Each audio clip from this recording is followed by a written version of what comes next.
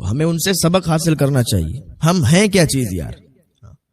ایک بوڑھی خاتون تھی, ان کی ایک گائے تھی اور کوئی سہارا نہیں تھا, نہ کوئی بیٹا تھا نہ کوئی بیٹی تھی, کوئی اولاد بھی نہیں. ایک گائے تھی, گائے کو وہ جنگل میں چھوڑ دیتی تھی اور جنگل میں وہ چارہ کھاتی تھی اور شام کو پھر گھر پہ آ جاتی تھی.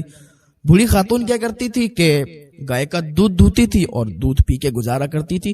کچھ دودھ جو ہے بیچ دیا کرتی تھی, اس سے جو رقم ملتی تھی اسے کھانے کے سامان لا کے اور اس سے زندگی بسر کیا کرتی تھی. اچھا صاحب, تو ایک دن ایک مالدار انسان کو اس گائے کی خبر ہوئی کہ گائے بہت اچھی ہے, بہت بہتر ہے.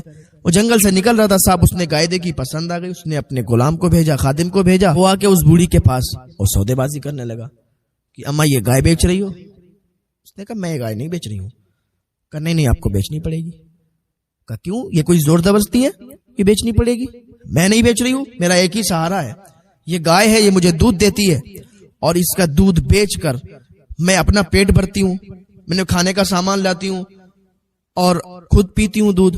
اگر یہ گائے چلی جائے گی تو پھر میرا تو سہارا ختم, پھر میں کیسے پیسے کماؤں گی, کیسے کھانا کھاؤں گی, کیسے اپنا پیٹ بھروں گی, کیسی زندگی گزاروں گی؟ وہ وزیر کہنے لگا, وہ غلام کہنے لگا کہ نہیں آپ کو تو گائے بیچنی پڑے گی, نہیں بیچو گی تو اٹھا کے لے جائیں گے, پیسے بھی نہیں دیں گے. وہ کچھ لوگ ہوتے ہیں نا, کہتے ہیں صاحب کسی کی زمین اگر پسند آ گئی, وہ مالدار ہے, تو کہتا ہے کہ ٹھیک ہے بھائی مجھے یہ زمین چاہیے. وہ کہتے ہیں کہ نہیں بیچنی ہے صاحب, غریب ہیں. اور غریبوں کو لوگوں نے سمجھ کیا رکھا ہے, ان کو پتہ ہی نہیں ہے کہ مظلوم کے ساتھ اللہ تعالیٰ ہوتا ہے. اللہ تعالیٰ مظلوم کا ساتھ دیتا ہے, اور جو مظلوم ہوتا ہے جب وہ دعا کرتا ہے تو اللہ تعالیٰ فوراً اس کی دعا قبول فرماتا ہے. نہ اس گھمنڈ میں رہیں کہ مظلوم کا کوئی نہیں ہے, نہ اس گھمنڈ میں رہیں کہ غریب کا کوئی نہیں ہے. ہاں, اللہ غریب کا ساتھ دیتا ہے. جب ہر کوئی اپنا منہ موڑ لیتا ہے نا, اور کوئی غریب کی مدد نہیں کرتا اور اللہ کی بارگاہ میں فریاد کرتا ہے, جب اللہ تعالیٰ اس کو مانگنے سے پہلے عطا فرما دیتا ہے. جو غریبوں کو ستایا مت کرو یار. کسی کو کسی کی زمین پسند آ جائے, مالدار ہے تو کہتا ہے بھائی مجھے یہ چاہیے, پیسے سے دو یا پھر ایسے ہی دو, نام چھیننا بھی جانتے ہیں. تو ایسے بھی لوگ ہوتے ہیں جو غریبوں کو ستاتے ہیں, ان کی پراپرٹی ہضم کر لیتے ہیں, ضبط کر لیتے ہیں اور ان کو دباتے ہیں, ہڑکاتے ہیں, مارتے ہیں. تو غریبوں کو مت ستایا کریں, کیونکہ جب ان کی آہیں نکلتی ہیں تو یہ انسان کو تباہ و برباد کر دیتی ہیں. بندوق کی گولی اتنا اثر نہیں کرتی جتنی مظلوم کی بد دعا اثر کرتی ہے. بوڑھی خاتون کے پاس وہ شخص آیا, وہ غلام آیا اور کہنے لگا کہ مجھے آپ کی گائے چاہیے. اس نے کہا میں گائے نہیں بیچوں گی. کہا نہیں بیچو گی تو زبردستی لے جائیں گے اور پیسے بھی نہیں دیں گے. اس بوڑھی نے کہا یہ کیا معاملہ ہے, اگر میں بیچنا نہیں چاہتی ہوں تو اٹھا کے لے جاؤ گے. کہاں اٹھا کے لے جائیں گے اور پیسے بھی نہیں دیں گے. وہ غریب تھی نا, مظلوم تھی, بیچ دی. ٹھیک ہے جاؤ. اس نے پیسے بھی بوڑھی کو بہت کم دیے اور گائے لے گیا. لے جانے کے بعد مالک کے پاس لے گیا, مالک خوش ہو گیا. ٹھیک ہے, بوڑھی ایک دن راستے سے گزر رہی تھی ایک پل سے, اور پل کے اوپر جب دیکھا تو وہی جو گائے لے گیا تھا وہ نظر آ گیا, اور ساتھ میں اس کا آقا بھی تھا, اس کا مالک بھی تھا. تو بوڑھی سمجھ گئی کہ یہ جو ہے اس کا مالک ہے. تو بوڑھی نے آگے سے گھوڑے کی لگام پکڑ لی. جب بوڑھی نے گھوڑے کی لگام پکڑی تو سپاہی اتر کے آیا, وہی جو گائے لے کے گیا تھا. کیا بات ہے, آپ نے لگام کیوں پکڑ لی؟ اس مالدار شخص نے اس کو پیچھے کہا کہ تم ہٹو, پیچھے ہٹو. ہاں کہا, بوڑھی سے کہا کہ تم نے میرے گھوڑے کی لگام کیوں پکڑی؟ بوڑھی نے کہا ابھی تو صرف لگام پکڑی ہے, مجھے یہ بتاؤ حساب یہیں دو گے یا پھر وہاں دو گے؟ اس پل پر دو گے پھر اس پل پر دو گے؟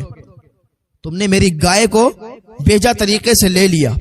میرا ایک ہی سہارا تھا, اس گائے سے میرا پیٹ بھرتا تھا, میں دودھ خود بھی پیتی تھی اور بیچ کے اپنا گزارا کیا کرتی تھی, اور تم نے وہ سہارا چھین لیا.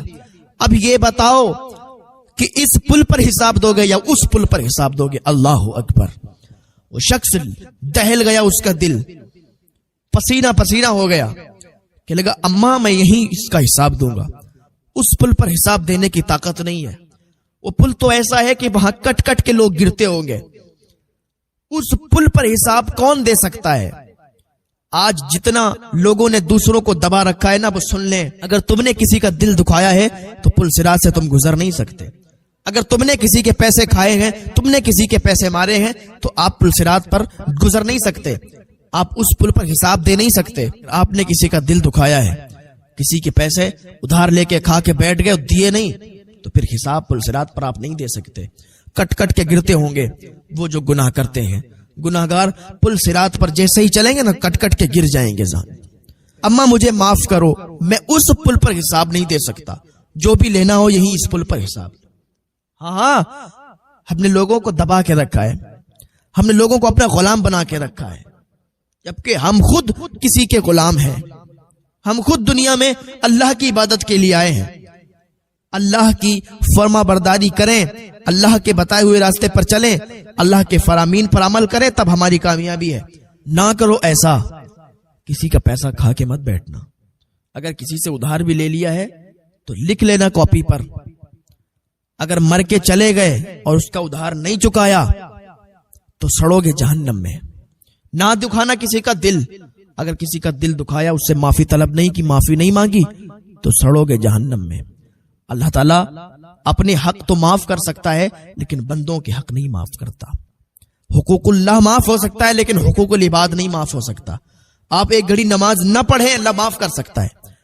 آپ ایک گھڑی روزہ نہ رکھیں, اللہ معاف کر سکتا ہے. لیکن ایسا کرنا مت, نماز بھی پڑھنا, روزہ بھی رکھنا. لیکن میں بات آ گئی تو کہنے لگا ہوں کہ ایک گھڑی آپ زکوٰۃ نہ بھی دیں تو اللہ معاف کر سکتا ہے. ایک گھڑی آپ حج نہ بھی کریں تو اللہ معاف کر سکتا ہے. کیونکہ یہ اللہ کے حق ہیں. اللہ چاہے تو معاف کرے اور نہ چاہے تو نہ معاف کرے. لیکن اگر آپ کسی کا دل دکھائیں گے تو یہ حقوق العباد میں سے ہے. اگر آپ نے کسی کا دل دکھایا, اس سے معافی نہیں طلب کی, ایسے ہی مر کے چلے گئے, تو سمجھ لینا اس کا انجام بہت غلط ہوگا. کیونکہ جب تک بندہ معاف نہیں کرے گا تب تک اللہ بھی معاف نہیں کرے گا. اگر آپ نے کسی کے پیسے لیے ہیں تو جب تک اس کو نہیں دیں گے آپ, تب تک آپ کی معافی نہیں ہے. تو حقوق العباد معاف نہیں ہوتا ہے.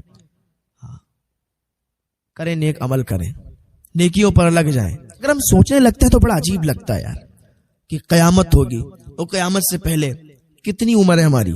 زیادہ سے زیادہ 100 سال, 60, 70, 80, 90. یار قیامت آئے گی, قیامت کے بعد کیا ہوگا؟ حساب و کتاب ہوگا. کہیں ہمارے نامہ اعمال ہمارے الٹے ہاتھ میں نہ رکھ دیے جائیں. قیامت آئے گی, وہ محشر کا دن ہوگا, نفسی نفسی کا عالم ہوگا. وہاں بھیا کوئی کسی کا نہیں ہوگا. نہ باپ بیٹے کا ہوگا, نہ بیٹا باپ کا ہوگا, نہ بیٹی ماں کی ہوگی, نہ ماں بیٹی کی ہوگی. کوئی کسی کا نہیں ہوگا. کیسا سمے ہوگا, کیسا وقت ہوگا, کیسا ٹائم ہوگا. محشر کا دن ہوگا, وہاں اعمال تولے جائیں گے. کاش کہ ہمارے نیکیوں والا پلہ بھاری ہو جائے, ہماری نیکیاں زیادہ نکل آئیں.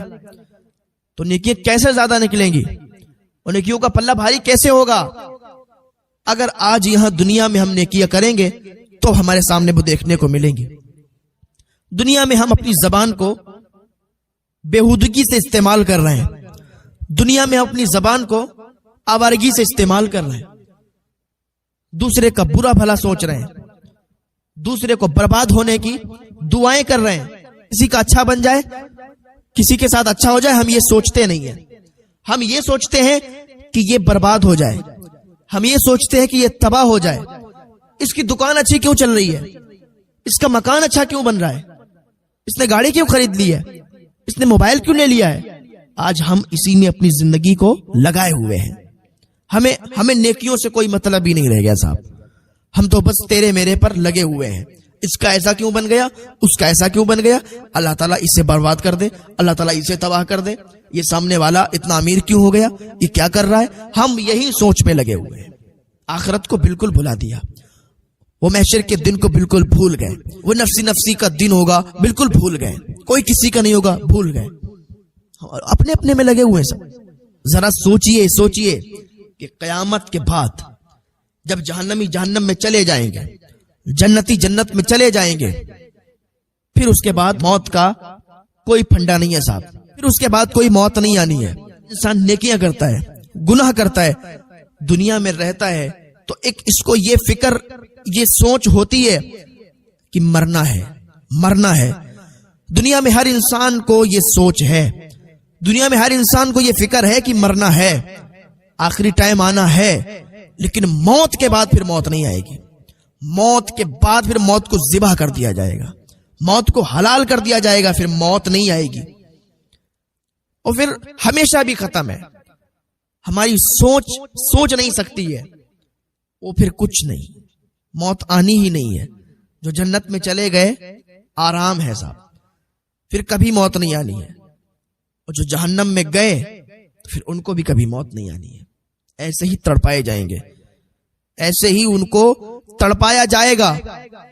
ذرا سوچو، دماغ ہل جاتا ہے، پسینے ہو جاتا ہے انسان، رونگٹے کھڑے ہو جاتے ہیں وہ جہنم کے بارے میں سوچ کے، وہ قبر کے بارے میں سوچ کے، وہ حشر کے بارے میں سوچ کے کہ موت آنے کے بعد پھر موت نہیں آئے گی.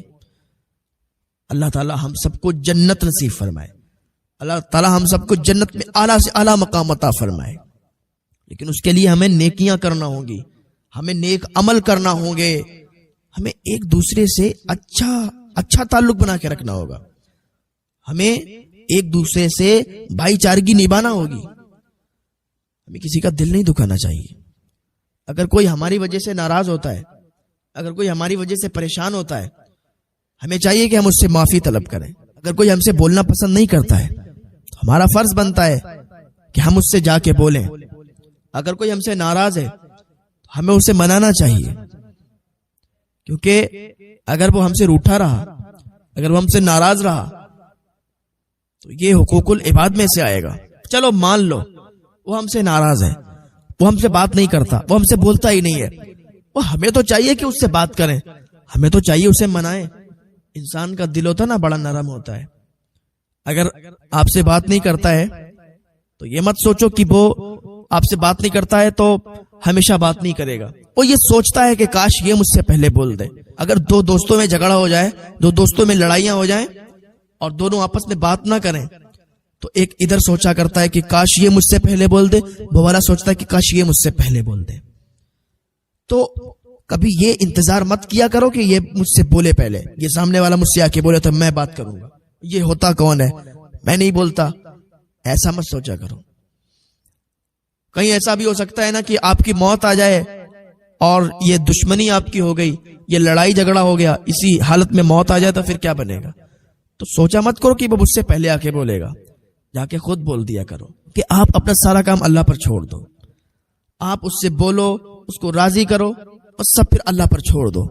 ہاں، اللہ تعالیٰ آپ کو بہت نوازے گا، اللہ تعالیٰ آپ کی نیکیوں میں اضافہ کرے گا، اور آپ بہت اچھے انسان ہوں گے کہ اگر آپ سے کوئی روٹھا ہوا ہوگا تو آپ خود اس سے اپنی انا کو چھوڑ کے، اپنی انانیت کو چھوڑ کر اس سے بولنے جائیں گے. آپ بہت بہتر انسان ہیں. اللہ تعالیٰ ہمیں نیک عمل کرنے کی توفیق عطا فرمائے.